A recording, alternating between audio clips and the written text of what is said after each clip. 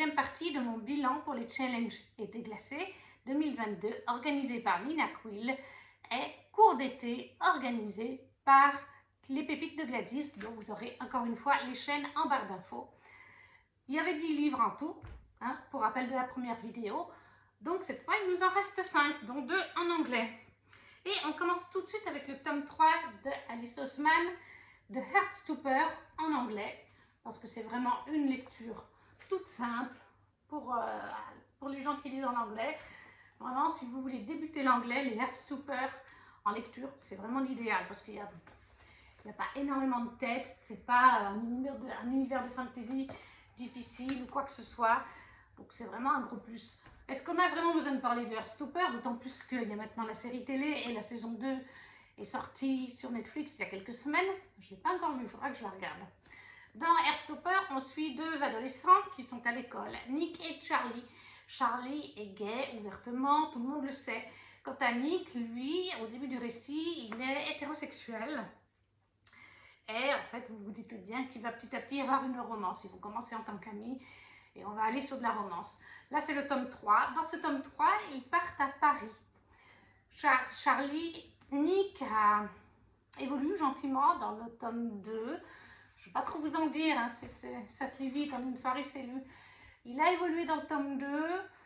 Il continue son cheminement, on va dire, pour ce qui est de Nick, sur le fait qu'il est bisexuel, d'en parler, etc. Et là, on part donc à Paris pour un voyage, une course d'école, quelque chose comme ça. On découvre donc que Nick a son père qui vit d'ailleurs à Paris. Et on va les suivre, les 2 jeunes hommes, leurs amis. On a aussi des thématiques qui sont mises en avant, surtout dans celui-là, pour un des personnages, mais je ne dirai pas lequel, sur le fait de la nourriture, le rapport avec la nourriture. Je ne vais pas en dire plus. On a aussi toujours, pour un personnage encore, des soucis mentaux, enfin pas des soucis mentaux dans le sens fou, vous voyez, mais un personnage qui est perturbé, voilà, tout est lié, tout fait un petit peu un bloc, un micmac, et on va plus en découvrir dans ce tome, tout comme d'autres personnages vont en découvrir plus dans ce tome à ce sujet. Donc c'est un bon truc, ça permet autant d'avoir de la représentation gay, bisexuelle, lesbienne aussi, puisqu'on a un couple de femmes qui sont ensemble, des amis de Nick et Charlie. On a aussi un autre personnage qui est transgenre, qui évolue aussi au fil des tomes, avec une relation qui évolue aussi. Et on a tout cet aspect santé mentale, voilà, santé mentale, répercussions physiques sur la nourriture, tout ça c'est évoqué dans ce tome. C'est vraiment bien autant pour les adultes que pour les ados, ou même peut-être, parce qu'il n'y a pas vraiment de sexe pour l'instant, même je dirais pour des enfants de 10-12 ans, en dessous non, mais je pense qu'à 10 ans on pourrait déjà faire lire ça, ce serait très instructif pour les enfants justement qui sont déjà en recherche, qui ont déjà des hésitations peut-être d'orientation, qui ont peut-être des soucis vis-à-vis de ça avec l'école, l'acceptation des autres. Bref, moi je ne peux que conseiller, c'est plein de pédagogie, c'est une lecture doudou, c'est addictif. C'est toujours un plaisir d'aller dans ces romans. Et comme je vous dis, ça se lit tout seul, en une soirée, moi je l'ai lu, donc voilà. Heartstopper, le tome 2 d'Alice Oseman, en VO, c'est chez Hodder Children's Books, même si je peux dire. Voilà, en français, je ne sais plus, je crois que c'est Hachette, mais je ne suis pas sûre, je ne les ai pas du tout en français. Et pour ce qui est de la note, j'avais mis un 7 sur 10 à ce roman. Voilà, j'aime bien, vous voyez, mais comparativement entre My Dear Fucking Prince et Heartstopper, moi j'ai eu un plus gros coup de cœur sur le livre de Casimir Kinston, My Dear Fucking Prince, que de Heartstopper. Mais ça reste vraiment, comme je vous dis, une lecture doudou, addictive, voilà, on passe toujours un bon moment avec Heartstopper d'Alice Oseman. Décision faite, ce livre-là était pour le challenge cours d'été, c'était pas dans le challenge été glacé de Nina. Pour le challenge de Nina, dans la catégorie un livre bleu, j'avais mis en e-book Amour, flocon et poil de chat de Caroline Costa, qui est chez Bookmark dans la collection, je crois que c'est Infinity. Oui, c'est bien ça, c'était la collection Infinity chez Bookmark. Je l'ai lu donc en e-book et j'ai mis quand même un 7 sur 10. c'est resté une lecture sympathique, mais sans plus. Je vais m'expliquer. Alors on suit dans cette histoire Florine, qui est peintre, enfin décoratrice, peintre, artiste, qui vit avec son chat. Et une de ses amies, si je me souviens bien, c'était il y a une année, donc une de ses amies avait un client, Alexandar, qui lui demandait de restaurer des meubles, des choses dans un manoir, dans un chalet en Laponie. Sauf que son amie, je crois qu'elle s'est cassé quelque chose et du coup elle ne peut pas honorer le contrat. Elle a donc proposé à Florine d'aller à sa place et de se partager. Il me semble qu'elles doivent se partager après l'argent. Je ne me rappelle plus par contre si elle a prévenu le patron, enfin le monsieur qui l'a engagé, Alexandar, que son amie allait la remplacer. Je crois qu'elle ne l'a peut-être pas prévenu. Parce que normalement, elle ne devrait pas se trouver là-bas. Donc Florine part en Laponie avec son chat par contre. N'oublions pas le chat, un joli chat tout blanc. Et là-bas, ça va faire des étincelles avec Alexandar. Parce qu'en fait, il va être là. Il y a aussi un homme à tout faire. Il me semble que c'est un homme à tout faire qui se trouve dans le lieu. Mais Alexandar ne va pas être content déjà que ce ne soit pas l'ami de Florine, puis qu'il n'ait pas été prévenu. Il va quand même lui laisser une chance, et donc, bon, voilà, les choses ont évolué. Bien sûr qu'il y avait 2-3 petites complications avec une autre femme, etc. Mais on est sur une romance.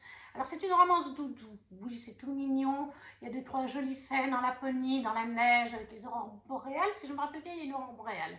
Ou alors, ce n'est pas le cas. Mais en tout cas, dans la neige, avec des flambeaux, il me semble. C'est très mignon. C'est très mignon, c'est très doudou. C'est dans la thématique de Noël, c'est en Laponie. Il y a un petit chat. Donc, tout ça, c'est des plus. Maintenant, c'est très court. On est sur un roman qui fait 136 pages. Pour moi, c'est carrément, moi j'ai envie de dire, une nouvelle.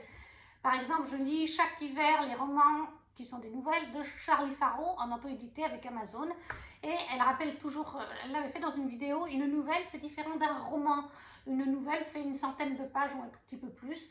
On va du coup moins développer les personnages, moins développer l'histoire. Voilà, c'est moins profond, tout est moins profond et forcément ça se ressent dans l'écriture, dans l'histoire. Il y avait beaucoup de potentiel dans ce petit roman, c'est pour ça que j'ai quand même mis 7 sur 10 parce que j'ai passé un petit moment doudou et cocooning. Ça s'est très vite lu d'ailleurs, mais les personnages sont trop superficiels, l'histoire est trop vite amenée parce que forcément en 136 pages, on doit vite amener les choses. C'est ça le reproche que je peux faire, mais sachant que c'est presque une nouvelle, c'est un semi-reproche. Donc si vous avez juste envie d'un petit moment doudou cocooning avec un petit animal en plus de ça, au milieu de la neige, une romance de Noël, voilà, sans prise de tête, parce que vous avez lu plusieurs gros pavés, vous êtes dans une période où vous avez beaucoup de travail, des maux de tête, ça au moins ça se lit tout seul. La plume reste agréable, ça il n'y a pas de souci.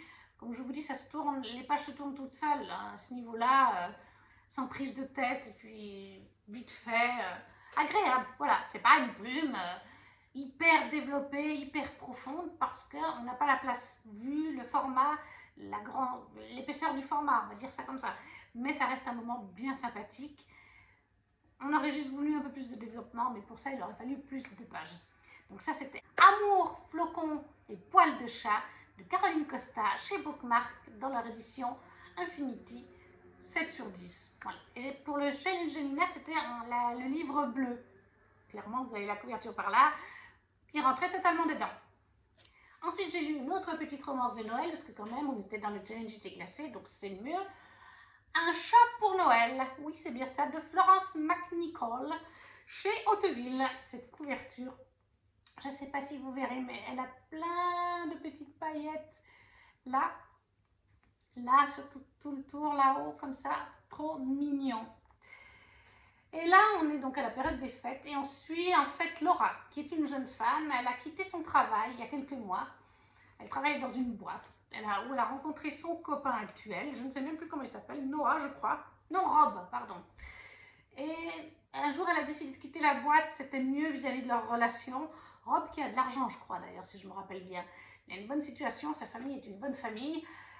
Elle a quitté son job parce qu'elle avait peur que ça fasse des conflits dans leur relation. Et c'était pas son métier, enfin elle se sentait pas bien aussi dans son métier. Elle a décidé d'aller travailler à BetterCA, c'est ça, qui est un refuge pour animaux. Et là, elle s'épanouit. Son copain et elle ne s'entendent pas vraiment là-dessus. C'est plus un job, mais elle, non, c'est le travail de ses rêves. Elle s'épanouit là-dedans, elle est bien là-dedans. Et ça fait un peu des mésententes avec son mec. Le fait aussi que son mec refuse d'avoir un animal parce que il a des beaux canapés, des beaux meubles, donc il veut pas qu'un chat fasse ses griffes. Et du coup, ben, Laura, elle, dans son boulot, elle fait un peu de l'administratif et du physique, c'est-à-dire, elle met par exemple en ligne les annonces pour les animaux. Je crois qu'elle est surtout sur les chats d'ailleurs. C'est son rayon préféré. Elle met les annonces en ligne avec des photos, des textes rigolos pour essayer d'amener les gens à avoir envie d'acheter, enfin, d'adopter l'animal.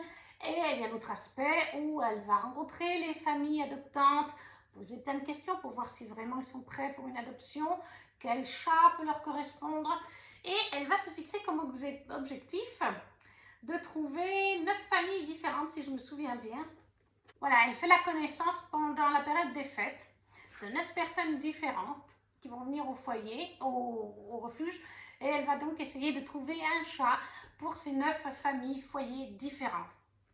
À côté de ça, on va aussi découvrir qu'elle adore une petite minette du refuge que personne ne veut, une jolie chatte sauvage mais affectueuse avec Laura, qui s'appelle Félicia. D'ailleurs, elle rêverait de prendre Félicia, mais comme son mec ne veut pas, bien voilà. Donc, elle va rencontrer plusieurs familles. Alors, on a vraiment tout type. On a la famille, genre le papa, la maman avec l'enfant qui ont déménagé. L'enfant n'a plus de copains, donc ils veulent lui trouver un compagnon pour l'aider à se sentir mieux. Il y a une autre famille, ben, c'est un papa divorcé.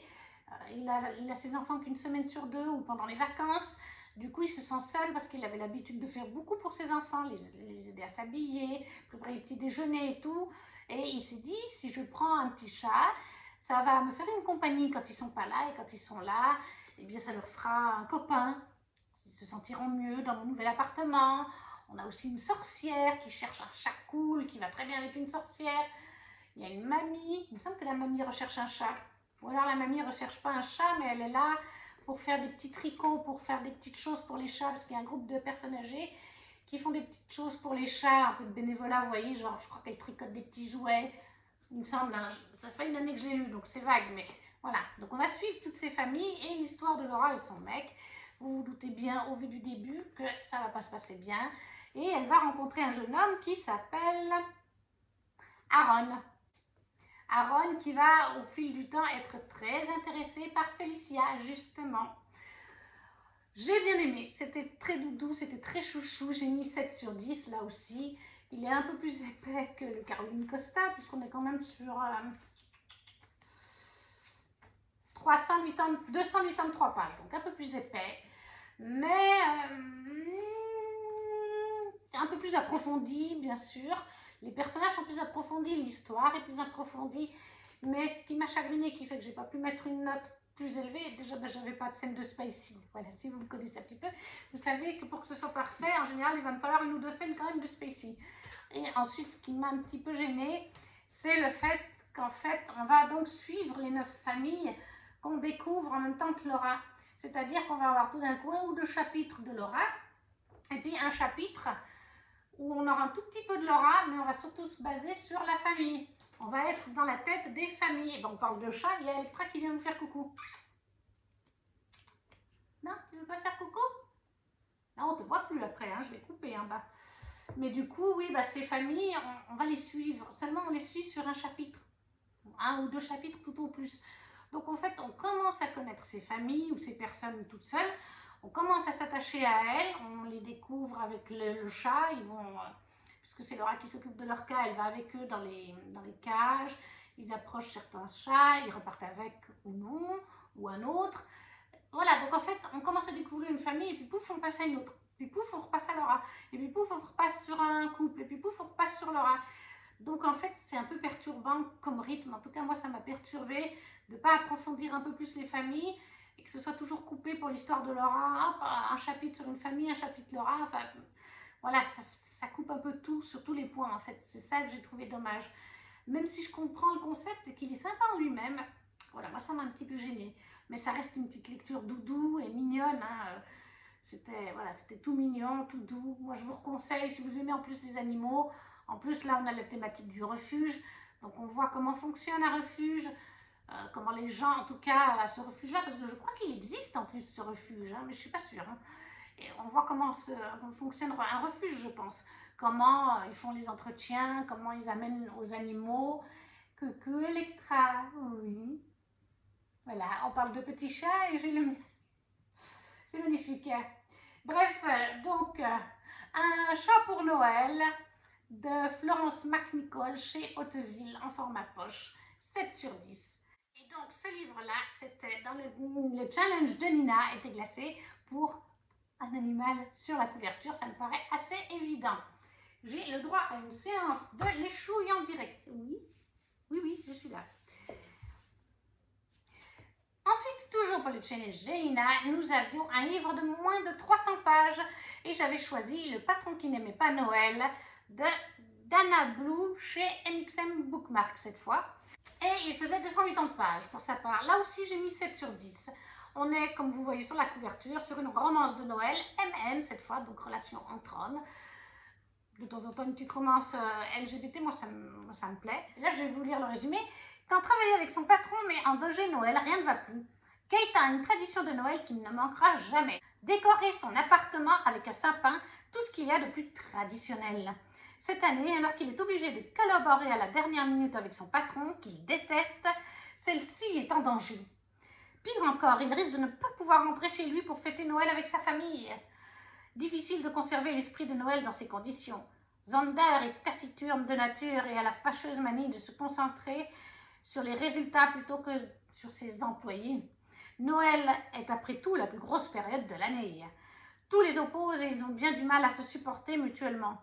Alors pourquoi ne peuvent-ils pas s'empêcher de revenir l'un vers l'autre? Voilà, donc on a vraiment Kate, qui est gaga de Noël. Il adore décorer, comme vous avez vu dans le résumé.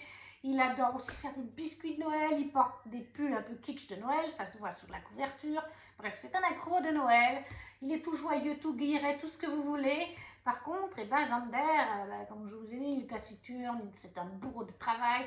Et de mémoire, parce que ça fait une année que je l'ai lu, je n'ai plus tout dans de la tête. Là, les 2 livres que j'ai lus en e-book, j'ai un peu moins en tête. Peut-être parce que les notes sont un peu moins... Ça m'a peut-être moins marqué que beaucoup de romans où je mets 18, 19, 20. C'est peut-être pour ça. Mais du coup, oui, il me semble que Xander, en plus, n'aime pas Noël. Hein, de mémoire... voilà, encore une fois, de toute façon, il est focalisé sur son boulot. Il en a les employés... ça lui passe au-dessus de la tête. Lui, c'est les chiffres dans le boulot, puisque la période de l'année, c'est un gros chiffre pour leur entreprise. Il me semble qu'à un moment donné, je ne sais plus si c'est dans ce livre ou si dans un autre, mais il me semble que c'est dans celui-là, mais je peux me tromper. Il me semble que Kate va décorer le bureau. Je ne suis plus sûre si c'est dans ce livre ou si je confonds avec un autre livre de Noël.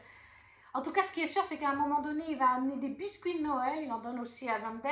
Et c'est à partir de là où il va quand même y avoir un petit rapprochement, forcément, parce que c'est une romance. Et voilà, il me semble même qu'à un moment donné, finalement, Xander va un petit peu mieux accepter Noël, va rencontrer des gens liés à Kate. Je ne vais pas trop vous en dire. C'était sympa. Encore une fois, c'est une romance de Noël. Moi, les romances de Noël, je les trouve pratiquement toujours mignonnes et doudou. Donc les mots reviennent très bien. En plus, là, on est sur une romance LGBT, MM, donc ça change aussi un petit peu toujours des FM standards. J'ai trouvé que c'était très sympathique, la plume était très agréable, ça c'est lu tout seul. Encore une fois, je crois que je l'ai lu en 2 soirs, quelque chose comme ça, parce que c'était vraiment une lecture qui se lit très vite, une jolie plume, bien écrite, comme il faut, agréable. Le roman faisait quand même 280 pages, donc il y avait quand même de la matière. Les personnages avaient quand même un approfondissement, chacun, les 2 personnages principaux. Ils évoluaient au fil du roman, surtout Xander. Moi, j'ai passé un bon moment. Maintenant, c'est vrai que j'ai mis quand même 7 sur 10 comme les 2 autres. Parce que j'ai lu des meilleures romances de Noël. Prenons dans la vidéo précédente, qui était sur ces 2 challenges, vous aviez par exemple Snow Crystal, le tome 3 des frères O'Neill, où j'ai mis 20 sur 20 parce que ça se passait à Noël, en hiver, etc., dans une station de ski. Les personnages étaient plus approfondis, c'était tout plus, voilà. Mais c'était quand même mignon.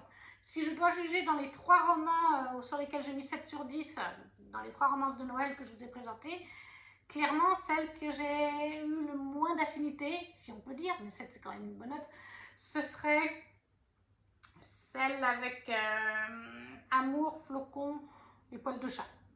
Et après, ben, celle-là, donc le patron qui n'aimait pas Noël et un chat pour Noël.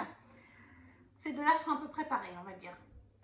Donc c'était, encore une fois, c'est un moment sympa. Si vous avez juste envie d'une petite romance de Noël, sans prise de tête, avec, oui, sans grosse intrigue super profonde, où ça fait réfléchir, je pense que vous passerez un bon moment.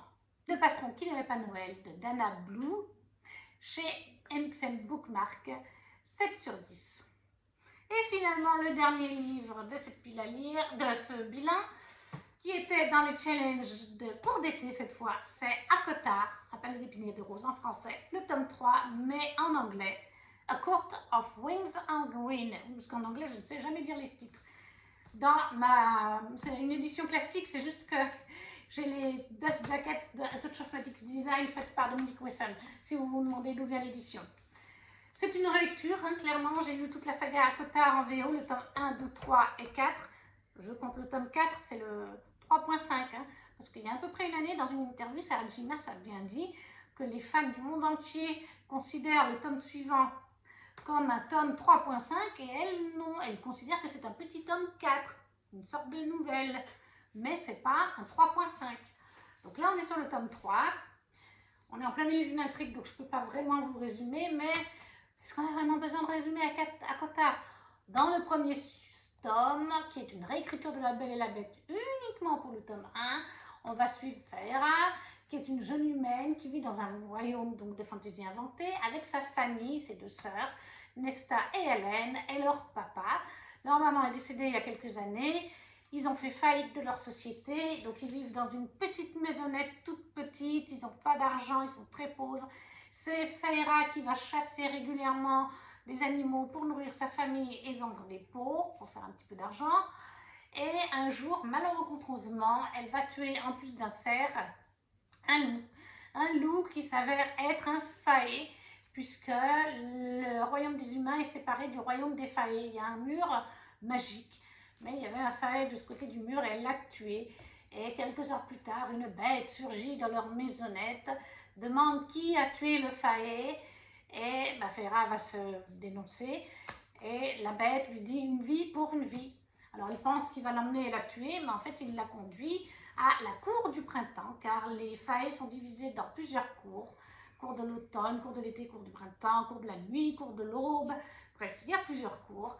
Et elle est conduite donc à la cour du printemps où elle découvre que cette bête peut se transformer donc en humain ou en bête. Et c'est en fait un faé, c'est en fait le seigneur de la cour du printemps, Tamlin. Et elle va découvrir qu'il y a, comme dans La Belle et la Bête, une malédiction sur la cour du printemps. Je ne vous dirai pas laquelle, à vous de découvrir tout ceci. Mais la réécriture de La Belle et la Bête s'arrête vraiment au tome 1. Sur le tome 2, Sarah J. Maas est partie sur totalement autre chose. Et là, nous sommes sur le tome 3. Donc forcément, si je relis en anglais, c'est que c'est une saga coup de cœur, que j'aime de tout mon cœur. Même en anglais, ça se lit bien. Comme je vous disais par contre dans la vidéo précédente, Sarah J. Maas a 3 univers. Si vous voulez commencer un univers en anglais de Sarah J. Maas, Kellyana, Throne of Glass, c'est le plus abordable. Ensuite vient ACOTAR qui reste abordable, mais il faut quand même avoir un bon niveau. Il ne faut pas avoir fait 5 cours d'anglais, quoi. Et le niveau vraiment high level pour Sarah J. Maas, c'est Crescent City, de l'urban fantasy qui est vraiment écrit adulte, etc. Là, on est sur du young adulte, mais c'est vrai que plus on va dans les tomes, plus ça devient adulte quand même. Le tome 5 est très épicé, vraiment, il y a plein de scènes spacey. Là, c'est de l'adulte. Mais ça reste donc au niveau de l'écriture abordable si on a des bonnes bases en anglais. Moi, j'ai tout bien compris et j'étais contente de relire cette saga. Je suis très contente d'avoir relu ce tome 3. J'ai fait une découverte dans ce tome 3. Mais il faut dire que quand j'ai relu la saga ACOTAR en VO, j'avais lu les 2 tomes de Crescent City en anglais puis en français. Alors, je n'avais pas encore lu en français le tome 2 de Crescent City, il n'était pas encore sorti à ce moment-là. Mais je l'avais lu en VO par contre. J'avais lu tout Kellyana, ou pratiquement tout Kellyana, oui, puisque, oui, vous avez lu le tome 6 de Kellyana dans la première partie du bilan. Donc oui, j'en étais aussi au tome 6 de Kellyana. Et j'ai fait une découverte dans ce roman. Ça concerne The Bone Carved. Je ne sais plus comment on le dit en français, mais The Bone Carved. Quand j'ai... Enfin voilà, quand la scène a commencé, avant qu'ils aillent voir le Bone Carved et tout, j'ai dit, mais non, ce que Feyram décrit, ça me rappelle quelque chose. Et après, il parle avec The Bone Carved et il raconte une histoire. Et l'histoire qu'il raconte, j'étais choquée. J'ai envoyé des vocaux à Amélie, j'étais là, Amélie, j'ai envoyé la page en question, je dis, ça te rappelle pas quelque chose? Dieu, mais t'as trouvé ça où? Ben, c'est dans le tome 3 d'Acotar. C'est l'histoire The Bone Carved qui parle. En fait, ça montre juste le génie de cette femme. Moi, je dis que ça montre son génie. Ça montre à quel point elle a pensé à tout depuis plus de 10 ans. Voilà, ça fait 10 ans qu'elle pense à certaines choses, comme elle a dit en interview, et ben ça se voit là-dedans, parce que clairement, ben enfin voilà, et vu le tome 5 après, parce que The Bone Carved est lié aussi à un autre personnage, à plusieurs personnages, comme il a dit là-dedans, des secondaires. J'étais choquée, j'étais là, Amélie, on n'est pas dans la merde, il y en a encore un, il y en a encore un. Celui qu'on découvre dans le tome 5, que The Bone Carved nous parle dans le tome 3. Ah non, franchement, mais cette femme, c'est un génie. Rien que pour ça, ça a valu le coup de tout relire. Mais tout relire, après avoir lu pratiquement tout Keleana, puisqu'il me manquait juste le tome 7, mais j'avais les informations qu'il me fallait dans le tome 6, des bases, voilà. Et avoir lu le tome de Crescent City. C'est un génie, cette femme est un génie, ses univers sont magnifiques, pour moi ils sont juste parfaits. Pour certaines personnes, il y aura des défauts, etc. Peut-être même surtout dans le tome 1, mais moi j'adore cette saga. Et puis Richand, Cassian, mes chouchous là-dedans. J'aime aussi beaucoup Feyre, mais c'est pas dans ce tome, ça passe mieux. Voilà. Après, dans le petit tome 4, c'est une autre paire de manches, mais voilà. Franchement, pour moi, cette saga, c'est saga coup de cœur, saga pépite. Et ce tome 3, c'est encore 20 sur 20, c'est un coup de cœur une nouvelle fois. Et voilà. On a terminé la vidéo avec 5 nouvelles lectures de chroniquées. J'espère qu'elle vous a plu. N'hésitez pas à la liker, à laisser un petit commentaire pour me dire si vous avez lu certains de ces livres, s'ils vous font très envie. Si vous ne savez pas quoi mettre une nouvelle fois, un petit smiley, ça va aussi très bien. À partager aussi autour de vous. Et nous, on se retrouve très vite pour une prochaine vidéo. Ciao, ciao!